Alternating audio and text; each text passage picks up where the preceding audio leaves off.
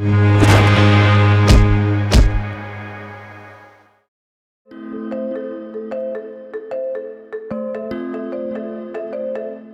passions in my life range from my family to my business, KC Marketing, and then obviously cricket. So obviously not in that order, but I was very lucky in that I didn't really know what I was going to do.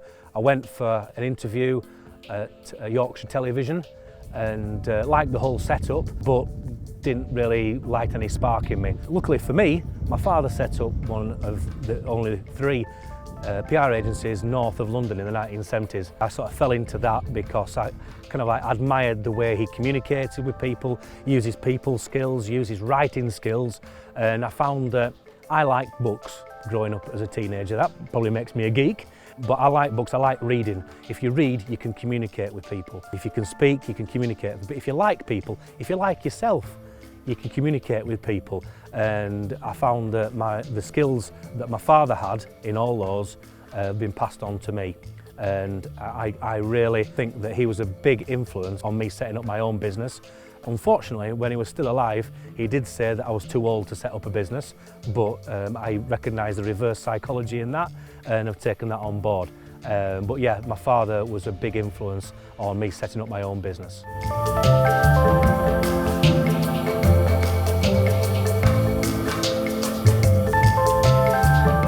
Another influence on me was reading David Ogilvy. One of his greatest things that I take on board, he said, "Don't show me an advert that is sexy. Don't show me an advert that is entertaining. Don't show me an advert that does anything but sell. Show me an advert that sells." And that's where my strapline comes from in KC Marketing. No nonsense with results. So it's not what a lot of people think about marketing in that it's expensive. I basically want everything to lead to a sale. Yeah, if it doesn't, then marketing is redundant.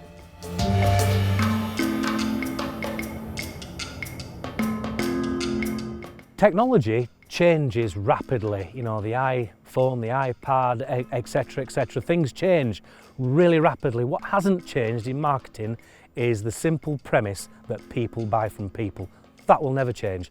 People have to like you to buy from you, whether it's services, products, whatever you make, whatever you consult, whatever you advise, people have to like you as a person. So people buy from people. So the internet, social media, all the tools of marketing and communications change, are refined.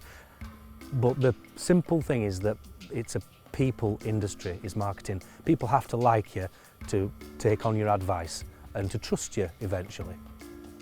The marketing mix is something that everybody wants to do. So in terms of a business's best marketing mix, where do they spend the money in marketing? It's the $64 million question. It's what do I put my budget into in terms of marketing? To give you the answer, I have to know more about you. And it's a bit of a politician's answer, but I have to know all about your business. I have to know about your customers, your staff, your company ethos, who you want to be, where you want to be, what products and services you want to. I have to know inside and out before I can offer the best marketing mix to you. And guess what? That might change.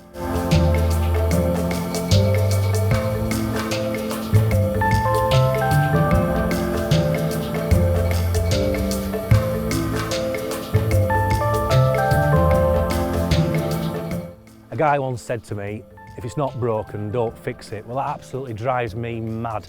I said straight back to him, "If it's not broken, make it better."